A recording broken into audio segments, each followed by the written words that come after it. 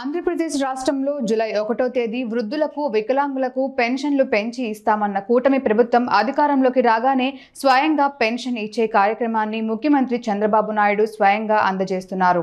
భారతదేశంలోని మొట్టమొదటిసారిగా ఆంధ్రప్రదేశ్ ముఖ్యమంత్రి చంద్రబాబు నాయుడు డిప్యూటీ సీఎం పవన్ కళ్యాణ్ స్వయంగా తన చేతుల మీదుగా అందజేయడం రాష్ట్ర ప్రజలు అదృష్టంగా భావించాలన్నారు. ప్రత్తిపాడు స్థానిక ఎన్టీఆర్ విగ్రహం వద్ద ఎమ్మెల్యే బుర్ల రామాంజనేయులు వృద్ధులకు పెన్షన్ అందజేసే కార్యక్రమంలో పాల్గొన్నారు. తెలుగుదేశం పార్టీ కార్యకర్తలు, నాయకులు ఆయనకు ఘన స్వాగతం పలికారు. తదుపరి ప్రత్తిపాడులో నిమ్మగడ్డవారిపాలెం సెంటర్లో ఉన్న ఎన్టీఆర్ విగ్రహానికి పూలమాలలు వేసి నివాళులర్పించారు. అనంతరం చంద్రబాబు, పవన్ కళ్యాణ్ చిత్రపటాలకు పాలాభిషేకం చేశారు.